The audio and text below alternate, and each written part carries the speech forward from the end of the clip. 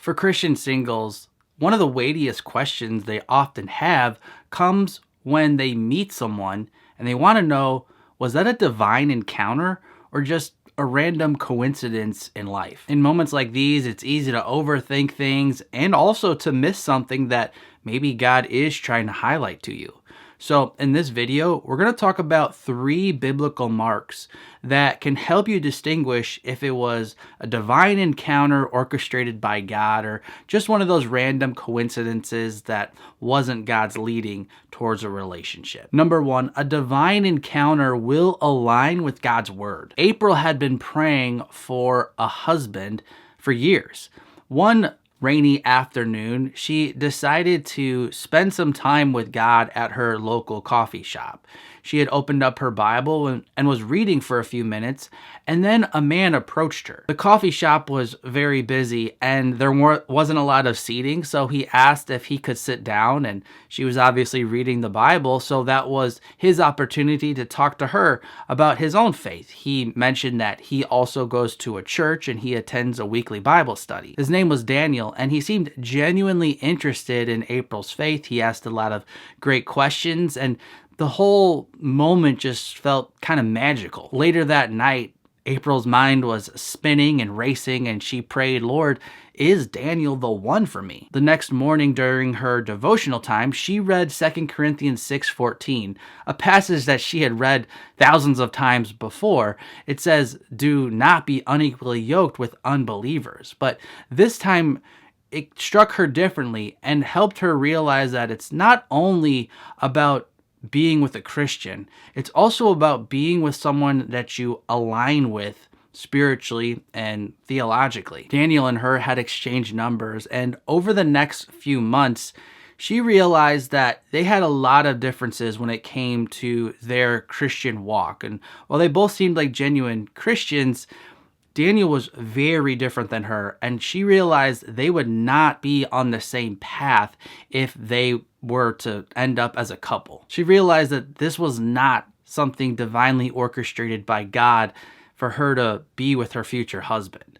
And it's just a great principle to remember that when you actually meet someone in a way that was orchestrated by the Lord, it's always going to align with biblical principles. God's never going to lead you towards something that's going to lead you away from what he's already said in the scriptures. Many Christians misinterpret encounters they have with other singles because they get very emotional and excited about that opportunity, and they misunderstand excitement for a divine appointment. So you want to think of God's word like a compass. A divine encounter always points you to the true north that scripture is also pointing you to, which is Christ. A coincidence might look promising at first, but if it's not leading you down the right path with the Lord, then it's not a divine encounter. Number 2, a divine encounter will produce spiritual fruit, not just personal excitement. A couple months later,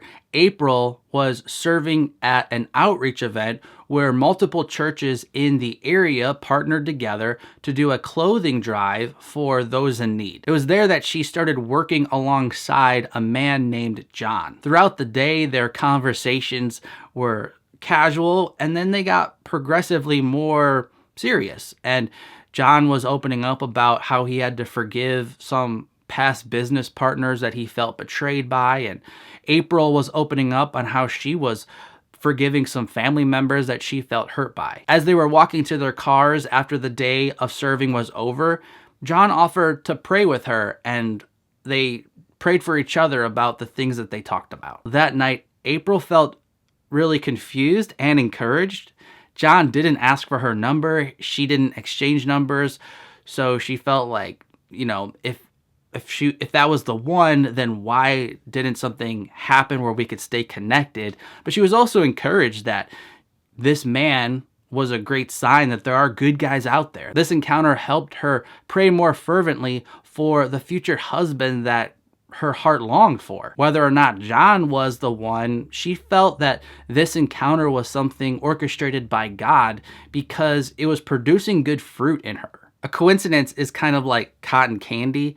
you bite into it and it just evaporates and it doesn't give you any healthy nourishment, where a divine encounter is like a nourishing dinner where it actually fills you up and benefits you. And number 3, a divine encounter is usually preceded by preparation to help you be ready for that moment. Several months later, April attended a Christian conference a few cities away from her hometown. During the lunch period of the conference, she heard a familiar voice calling out to her. It was John. They caught up and just picked up right where they left off. This time, however, after the conference was over, John asked for her phone number so that they could stay in touch. They talked every day for the next few weeks, and they became an official couple shortly after that. A year later, they got engaged. Looking back, April realized that God needed to prepare her and John for this second divine encounter. While they had a great connection the first time, there was things in their life where they could see now probably would have sabotaged the relationship. But those extra few months of the in-between of their second encounter really helped prepare them to go into this next phase together. Romans 8:28 reminds us, and we know that for those who love God, all things work together for good. I'm Mark from ApplyGodsWord.com. Hope this was helpful. Until next time, God bless.